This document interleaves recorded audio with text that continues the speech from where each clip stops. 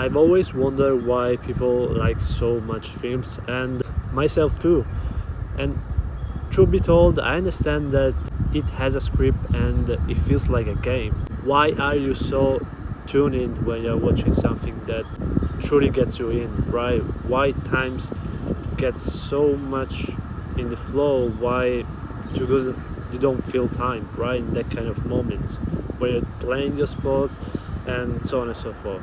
So I just want to explain you the way that I see it, right? See life as a game. So I was talking about flow state.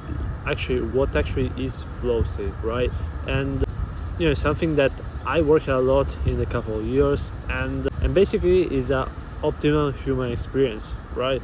Is the feeling when times, as I said before, flows in a feeling of anything. You are really into your task, and your attention feeling is something in the middle between boredom and excitement. It's something in the middle. So how do we get into this kind of state? You have to look at into two micro aspects: the big picture and the small picture. The macro view feels like you're playing Monopoly and you're basically your own players, right? It's totally the opposite of NPC. It truly becomes a step-by-step process where basically every time, every turn, you have something new to discover, right? And every phase of it has its own path, right? And we can consider it like an infinite major of path, right? Where we can look at it at the things we can do, right? By the end of the day, the things that will lead us to succeed in what we want to do, right? They all comes down to what we choose to be the micro goals. So first of all, there's the big structure picture that we can see it as a big player, right? And sub to that, there are sub goals and quests and tasks that we gotta do on a daily basis. You have to be real clear of the frame that you're in, right? If it is a game, it's a game, so it has rules that you can put it for yourself, right? The rules of the game are rules that basically are written in some ways, right? When it comes to the human behaviors, or literally rules that people actually wrote, right? The rules of your game maybe. And one of the biggest mistake I did in the past was not so much about the technical stuff, right? Was sometimes to understand the rules. I always study the game, I always study the rules, but when it comes to micro things, sometimes it fucked me up a lot. I understand that studying that rules, continue to question that things, right, is one of the things that makes you curious about the game. It makes you continue to develop that kind of pursuit of mastery. So be very clear about the rules of the game, the rules that you pose to yourself, right, as values, right, things that are verbs, and you put it on yourself, right? For example, like no to cheating, something that has an actionable thing, right, that you put it yourself before, and then you can come up in place when you are playing the game. Like I told you, every time that you're playing a game, you have a kind of immediate feedback after that, right? Because it has a hand, it has a start, and it has an end. So you have a constant feedback of what's happening inside the game, right? At the same time, if something outside of that game is helping you, right, that is watching, you must be aware of what it's saying, right? I'm not saying you should literally listen and take it as a personal rule to everything that the other person or the other people says. At the same time, be extremely aware of the message that they are coming to you, right? And that's when your action came out, right? That's when your habits start out.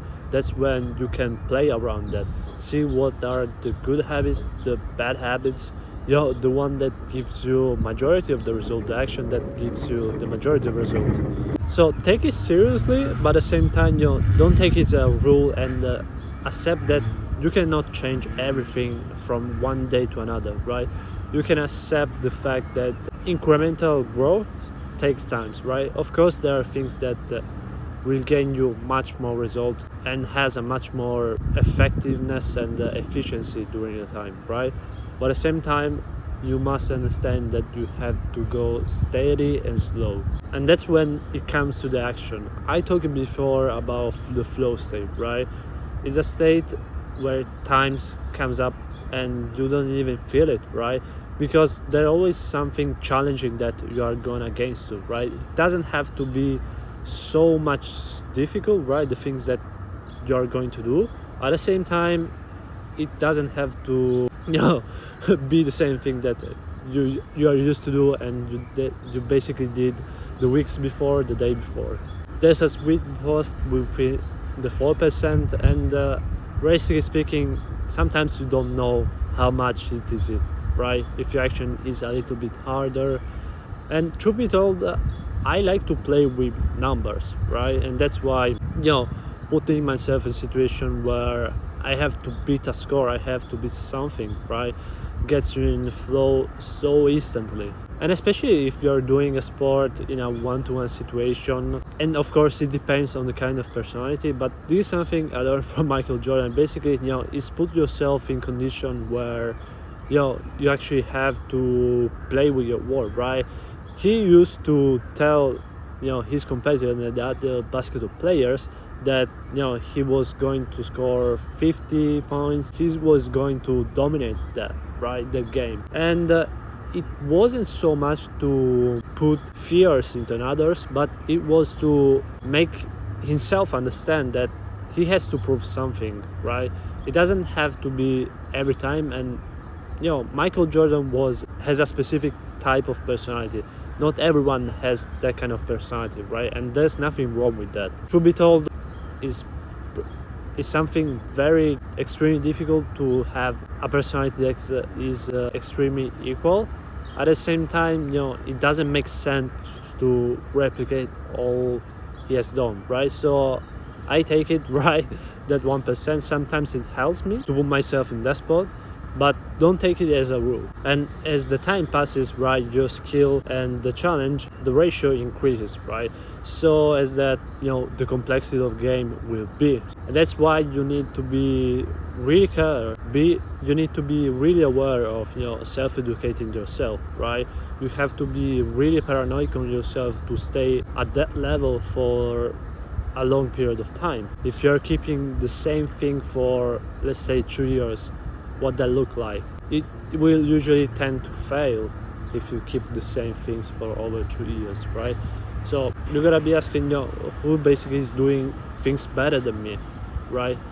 Who's probably taking your spot? And by the time that you're going to explore that, you are going to filter out, what you truly need, right? What you truly information you need to understand, right? What kind of people can help you through the time. It's very important to not only just self-educating through others, but also from yourself, right? Analyzing for yourself. This is something that I honestly myself did too much in the past, right? But at the same time, is a good mix between it. So don't obsess on just learning and getting information, but focus. Extremely important. It's always a balance between it of actions, right? Of creating something, of building something. Take it as a project.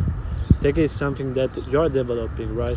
As the self that you have, right? As well as your sports career. It's a project that maybe has a start or finish, but at the end of the day, you have to take care of it and take off every part of the game inside the project.